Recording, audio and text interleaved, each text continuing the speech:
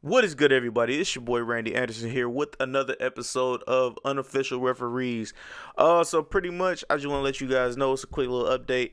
The last couple weeks I've been very busy, so Unofficial Referees didn't get put out. Apologize, I really do, but you know what I'm saying. I got things in life that I got to take care of. You know what I'm saying? Because I'm a broke boy and I got to make money. And I'm still here trying to make podcasts for you guys. Because I love y'all. But with all that being said, man, Unofficial Referees every Tuesday. I'm going to get back on my grind. But you hear that? That's that heartbeat. That's the heartbeat for me about to make a flagrant foul call. Well, James Harden, Steph Curry. Which one of y'all gonna take this win? Now let's get into Unofficial Referees. Drop the heartbeat.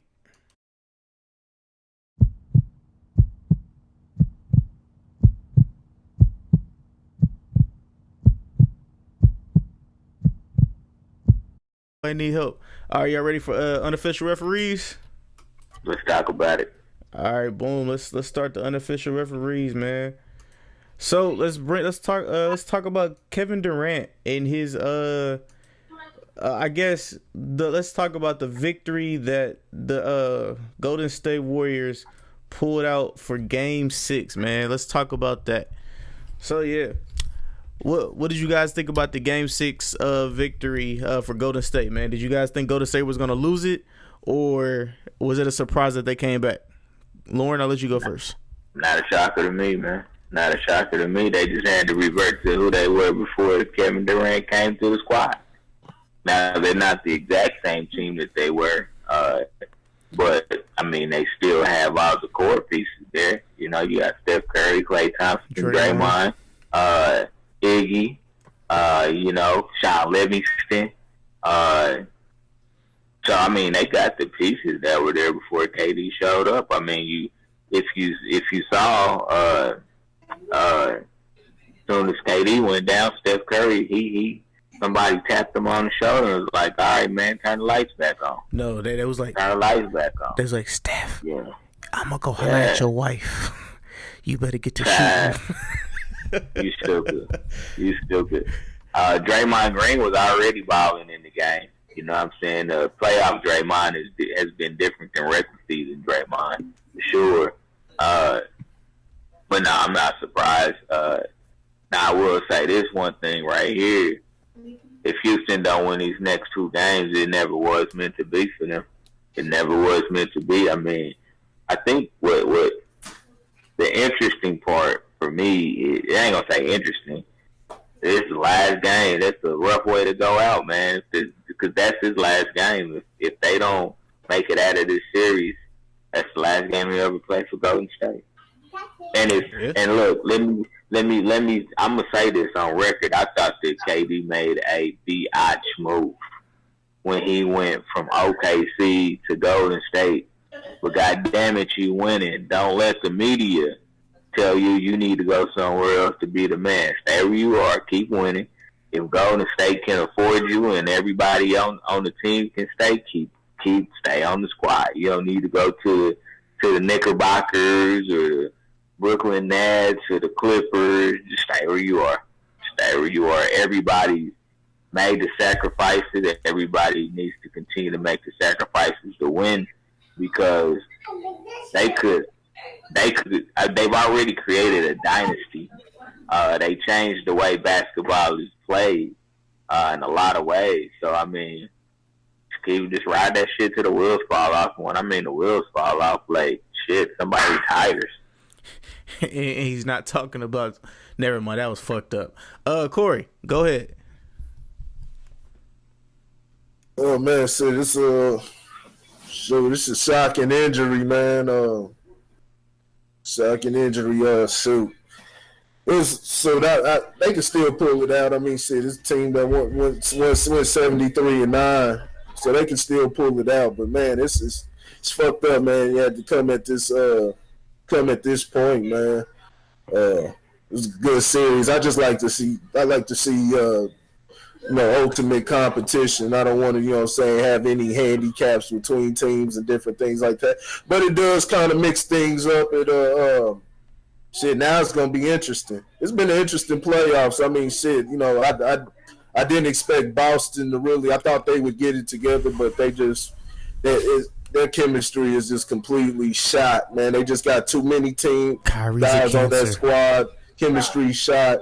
There's a whole different bunch of factors, you know what I'm saying, going on. So it's a good playoffs. I like it overall. It adds another storyline, you know what I'm saying. Can Steph and then get it done? You know what I'm saying? Can get it done without KD. It does free them up. The offense will look different. It frees them up because now you see they went back to what they were doing before. The only issue is they're not as deep as what they were when they were 73-9. So that's the only issue. I mean, the starters have been playing over 40 minutes. You know what I'm saying, for the series. But like I said, you see how they went about. They able to have Draymond at the top of the key, which he's been playing outstanding these playoffs, as Draymond does in crunch time. Draymond always come up big in crunch time, playing well. But he's been operating at the top of the key, and you're able to have Steph and Clay now move around, and now they're able to get more touches. I think with Kevin Durant, you know what I'm saying, on the squad, it's kind of, when you have another person, you know what I'm saying, who's ball dominant such as Durant, and it's worked, you know what I'm saying, they've been able to make it work, but it still kind of hinders the other two because they're not able to get as many touches and get, the feel for the game, you know what I'm saying, as much. They're not getting as many shots. It's not the same as, when it was just them two and shooting. Like look at how Portland does, and I think it is kind of flawed to an extent, you know what I'm saying, because Portland leans too heavily on McCollum and Lillard, but they pretty much stay hot, you know what I'm saying, that you don't see them, you know what I'm saying, that they're able to maintain efficiency and they stay hot, they're able to shoot the lights out because they touch the ball so much. I think you would see a drop on their game if you were to add another shooter or somebody else who has a different style of play to where, say Kevin Durant, he has to have the ball. He can spot up, but he's not just a straight just spot up and shoot. A lot of times he's got to go into isolation, one-on-one mode to get going, which has saved him at times. You know what I'm saying? Which has saved him. And, because of his size and his ability to shoot over the shorter defender, he can take it in for the mid-range shot. But, overall, like I said, don't be surprised, you know what I'm saying? Don't be surprised, even though I'm not expecting. I think it'll go to Game 7, but don't be surprised if Clay and Steph light it the fuck up because it's very possible. You know what I'm saying? Like I said, they'll be touching the ball. They'll have a lot more touches, and they'll have the bulk of the shots now. You know what I'm saying? It won't be split up. That's, you splitting it in between. You trying to get Clay, 15 shots, Steph 20 shots, Durant 20 shots. Now they're going to have this much more of that shit. They'll probably have about 25 to 27 shots in between the two of them now. So you'll see it change. If they're going to lose, they're going to lose this series because they're not deep enough anymore. Mm-hmm. Yep. And that's a big factor with this Rockets team. Because, I mean, their bench is decent. It's not the best, but it's decent. Yeah. I think this is where D'Antoni lets you down in the playoffs. Because think about this: the last 7 minutes of the game, James Harden took one shot. One shot the last 7 minutes of the game. But what that's the downside of a free flowing offense. In the playoffs, your stars have to have the ball in their hands in the playoffs. That's factual. That's how you win playoff series. And so the fact that he only took one shot lets me know that there's no offensive design really. It's still to get a shot up in 8 seconds, crash the glass, and we'll see if we can play the possession game, which is the way D'Antoni plays. Offense. On defense, I mean, they've played pretty good defense, to tell you the honest to God truth. They played pretty good defense against the Warriors in this series. But I mean, crunch time, you see the difference between the two teams. I mean, Houston took the lead in that game once you take the lead, you don't get that shit back. Mm-hmm. You do not give it back in the playoffs. You came all the way back from 20 points to take the lead. And maybe they just ran out of gas. You know, maybe D'Antoni should have called a timeout to give him a breather. You know, Chris Paul is no spring chicken. He old as hell. You know, what's my man PJ Tucker? He's old. You know, they got some players that aren't young. I mean, and let's do CP3 is, man, he's playing downright terrible in this series. After all of that, last year, had he not gone down, they probably would have beat Golden State fair and square. He's playing terrible in this series. Yeah, I mean, the only thing I can say is, KD, man, hope you'll get better probably the next series. But probably if they go in the middle of the next series, he'll probably come back. And DeMarcus Cousins is allegedly supposed to make a comeback as well, allegedly. So that's what I've heard. So let's talk about the LA Lakers real quick, man. Let's talk about your LA Lakers. The Laker fans are planning on holding 2 protests outside of the Staples Centers this weekend, voicing their frustrations with the team. So, with all this extra noise in LA, and mind you, allegedly Ty Lue is the new coach of the Los Angeles Lakers. And if so, I just wanted to say I called it, but that's neither here nor there. Yeah. So what is your thoughts, man? Lorna, I'll let you go first. Ty Lue is out. Ty Lue said, "I'm cool." He's not. They actually are flying in Jamie Vogel to interview now. Ty Lue is out because they wanted him to hire Jason Kidd on his staff, and he said no, thank you. So that's just a very, very dysfunctional organization right now. I'm sure Daddy Bus is rolling over in his grave right now, saying, "What the hell y'all done to my team?" It's downright terrible what's going on in LA. Just a lot of noise, but I mean that's what happens in Hollywood. It's always a lot of noise in Hollywood. You know, LeBron acting all dumb, talking about, "Man, you didn't tell me nothing. I didn't know. I was just stretching." And then Lonzo, "Oh yeah, man, that shit was crazy." Like, I mean, nah, man. Like, the whole organization is dysfunctional right now. You know, but this is what happens when, you know, you let stars run your team. True. And I'm not talking about LeBron James either. But this is what happens when your organizational structure has the major flaws that the Lakers organization has. It's pretty bad. Corey, what you got for us? Corey? I already told you. I told you already. Zach, shouldn't be surprised, man.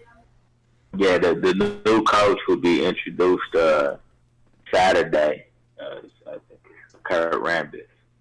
Oh, okay, all right. So, now Giannis Antetokounmpo, is he a legit superstar? Is he a legit superstar, or is he still a star rising? No, he's been a superstar. He's a superstar. I think the question is, you know, what a lot of people, you know, saying is if he's the best in the game and anything. And no, he's not the best. Oh, but he's a superstar, though. Yeah, he's definitely a superstar. He's more than an all-star. He's just not a normal star. He's been a superstar for probably the last 3 or 4 years. He's definitely a superstar in the league. He keep working on that damn jump shot and that 3-point shot. Oh man, it's raps. It's raps for the whole league. They gonna crown him. You said what? There's many superstars. You know, superstars doesn't always equate to, you know, this. I've heard this conversation is, you know, you got superstars and then you got people who are winners. You know what I'm saying? It doesn't always equate. Like Russell Westbrook, we can all agree, I believe, that he's a superstar. But, you know, it's a style of play. You're not gonna win a championship. You know what I'm saying? You're not gonna win a championship. It has to be tweaked. The way he's going, just going to, focusing on, that overrated stat of assists, trying to get the triple double and shit like that. 3 years in a row. It's not gonna equate to winning. You gotta get some more guys around him. It has to be more, swing the ball more. You know what I'm saying? Different things, different factors that have to go. You know what I'm saying? That allow that to happen before OKC can get to that level. But yeah, as far as I still don't even think. I mean, yeah, he's close. He's close. But I don't think they'll pull it out, man. I don't think they'll. I don't think they'll beat. I don't think they'll beat Toronto. I think Toronto's gonna win this series, even though it went to 7. It just went to 7 games. I don't think they'll beat Toronto. It'll be a little closer in Philly. They got a lot of players, man, that's underrated. It's not just him. I mean, shit, Middleton's playing lights out. Giannis didn't even play well in Game 6. That's what I was going to say. It's the supporting guys that are just playing. Mike Budenholzer has those guys, going out there. They playing hard. I mean, you saw what he was able to do with really a overachieving Atlanta team while he was there. They were first in the East. They were overachieving. Now, of course, they got eliminated, because they didn't have that star power come playoff time. But, I mean, just what he's been able to do, you know what I'm saying? Got Bledsoe, Brook Lopez. He's a factor that's been getting overlooked. You got Nikola Mirotic, you know what I'm saying? Just George Hill playing well. Then on top of that, I mean, just can't underestimate. I don't not to take away from what Milwaukee's done, but just how the first series against Detroit, there was no Blake Griffin. Detroit was just Detroit, and then just how in disarray the Celtics are. Like if you really watch that series, that team was in disarray. They're just all over the place. Kyrie's a cancer. They were horrible. So I just, it's hard to get a real gauge. It's not to take away, they played excellent defense, but for the most part, like I said, the Celtics are just, this is not the same team. And like I said, you got to play different when you're dealing with a star player and dealing with somebody, a superstar like Kyrie Irving. It changes up the way, the things, what was letting you win last year, to where you're able to spread the ball around and wasn't too worried about, this person getting this many touches. It's like, hey, whoever's got it, if you're the open man, hey, go for it. You know what I'm saying? Whereas now it's, now the offense has got to run through Kyrie and different things like the small things like that. It throws a wrench into, the whole machine. You know what I'm saying? And like, that's not to say, I want to clarify when I say, certain things, some superstars, can't win. Superstar is always in the position. When you're a real superstar, you're always in the position to win. It's just having continuity and having consistency, within the offense. Like I said, if you had something to where it was working without the superstar, well, expect things to change once you get that superstar in. Like with Kyrie, for example. So there always has to be an adjustment, you know what I'm saying? And yeah, Boston didn't make those adjustments. So but yeah, Giannis Antetokounmpo, he's definitely a superstar, man. He's taking his game to a even better level, man. I mean, he shot pretty well. He didn't shoot a lot. He's not a high volume shooter, but he was making some threes in the series. And on top of that, man, his footwork, man, just continues to get even better. Now I know there's there's controversy. He does, saying truck guys, saying at times, but I'm all for it, man. Saying bowl them guys out the way. I love the physical game. LeBron does the same damn thing. Nobody gives him hell for it. Nah, man, but his footwork's been outstanding, man. The way he's able to execute that spin move, and no matter how much they try to plan for him, he's still able to get to the basket and put a dunk down on the motherfuckers, man. So, nah, man, he's definitely a superstar. Right. Best in the game, nah, not gonna give him that yet. All right, Lauren, what you got for us? What he said. Exactly. He said, he hit the nail on the head, man. He's most definitely a superstar, and he's only going to get better. So I think there'll come a point where he'll rival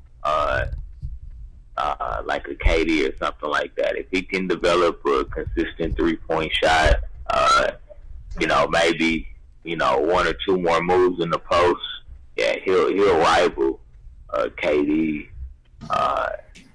James Harden, all those cats is, who's the best player in basketball? Because LeBron's time is over. Ooh, as the best player in basketball. That's facts. All right, so staying in basketball real quick. Rumor report, you know what I'm saying? The Detroit Pistons are looking into acquiring Derrick Rose in the offseason. So who cares? Who cares? You're right. Good for them. He's not. His renaissance is it's done. He needs to sit tight.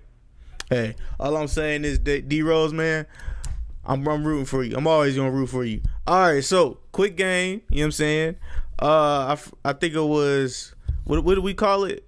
We didn't come up with a name, but that was quick. That was gems or something like that. That was dropping gems. But all right. So who has the best handles? Hot Sauce, Allen Iverson, Kyrie Irving, Chris Paul, or the Professor, or James Winslow or Williams? James Williams. Who has the best handle? Hey, I'm about to drop off, but before I say that, before I dip off, man, I don't even know the last motherfucker you said, man. But the Professor? Who the fuck that is? But you don't know who the Professor is? James Williams. Is that his real name? Yeah. No, the Professor. The Professor is a street ball player. I know Professor. No, who was the last person you said? You said somebody Williams. Yeah, James Williams. Never heard of. Never heard of him. I guess he played for Sacramento. I don't know who. Oh, Jason Williams. Oh, Jason. No. Yeah, white chocolate. It's not white. It's white chocolate. You said he played for Sacramento. Yeah, that's white chocolate. Kings. Yeah, you talking about Jason Williams? Yeah. Jason Williams. That's the only one because ain't nobody else know. Oh, well, nah, yeah, hot song. I thought you said James Williams. Who the fuck is my James? Bad. I had it like cut halfway. All right, but yeah. Uncle James. Sauce, man. That's simple, dog. You said hot sauce? Yeah. Lauren, what you saying? Yeah, no question. With Professor close behind. Professor number 2. Okay. Professor number 2. I don't know. I haven't seen too many. I put Kyrie behind hot sauce. Have you seen the Professor get down though? Yes, I have actually. Yes, I used to watch the Professor all the time on the N1 mixtape. See, I ain't seen all the other guys, you know what I'm saying, get down in that capacity like, you know what I'm saying, those guys on the N1 mixtape did. So I can't really make that, you know, I can't, because you know damn well, you know, Professor and Hot Sauce, they wouldn't be doing that shit in the NBA. So, you know, they be getting travels or whatever called on them. So they wouldn't be doing it. So it's hard to really measure that. But from what I've seen, to my Lou. Shit, skip to my Lou. I remember that. Hey, shout out to Escalade. The hot sauce. And then, but then on the another thing you could look at is they weren't dealing with as tough as defense in N1 as the guys in the NBA are dealing with also. So if you want to, so you definitely could make that argument for Kyrie Irving, man, because I mean, I've seen Kyrie Irving do some shit. It's like, God damn, he got 3 guys around him, man, and he, man, putting the ball between his legs, putting the ball between their legs, and, man, all type of stuff, man. I mean, all those guys on that list you named, they great handlers, but, man, Kyrie Irving, man, I think he takes that to another level, you know what I'm saying, NBA-wise. All right, so the final thing before we bounce out of here is Tyreek Hill is exonerated. He's cleared of all charges. Tyreek Hill is cleared of all charges. So, yeah, Really? football news for y'all. Nah, I didn't know that. I mean, I ain't surprised. Hey, I'm out. Good. Hey, good for y'all. good for y'all. Good for y'all, Nick. I'll let y'all right. I'll So yeah, I'm not surprised. I mean, I said from Jump Street that the smartest thing he did was retain good counsel. I think his attorneys did a fabulous job of steering that investigation the way that it needed to go to keep him safe. I mean, I hope to God that he was just being an asshole in that video, that audio recording that came out, because that was very, very damning to me. I thought after, when that audio came out, I was like, oh yeah, he's done. But then of course his lawyer got out in front of it again and, released a statement and a letter and things of that nature. So, I mean, we don't know. I guess what I'll say is that, if he did actually do this, then he just gets exonerated because there was not enough substantial evidence to charge him. I'm not going to say I hope that karma comes back and bites him in the ass. What I will say is that he needs to make this a learning opportunity for himself and his wife as far as how we discipline our children. And understanding when you've taken it too far. This might have been what this case was. Somebody just taking discipline too far, whatever the case may be, and the kid ended up, getting hurt in whatever capacity he was hurt in. So that's my hope out of this whole thing, is that, he learns from all of this, about, this is the proper way, because, as a father, you want your sons especially, but you want all your kids to be tough. But you don't want to take it to a level where trying to make them tough crosses a line. And I think that's what happened here. I think he was trying to make the kid tough, and he crossed that line. And I think as parents, sometimes we do that. It's important for us to apologize when we lose our cool with our kids, apologize to our children, because we are human. We have to be the bigger person in understanding self-control and things of that nature. So,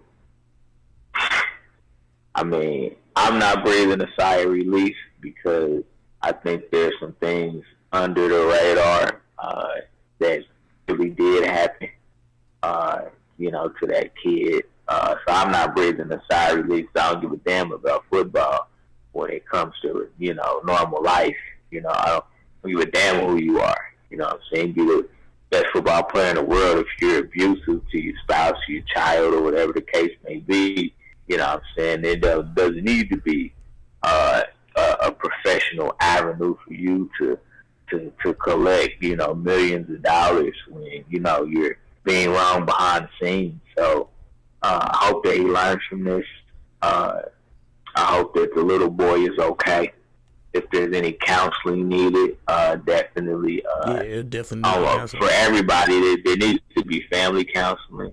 If the young boy needs some counseling, because I'm sure he probably, if whatever parent did this, the kid's afraid of that parent. Mm-hmm. And he's probably afraid of both of his parents, regardless of who did what. So that kid's probably going to need some separate counseling. You know what I'm saying? It's a sad situation all the way through. It really, truly is.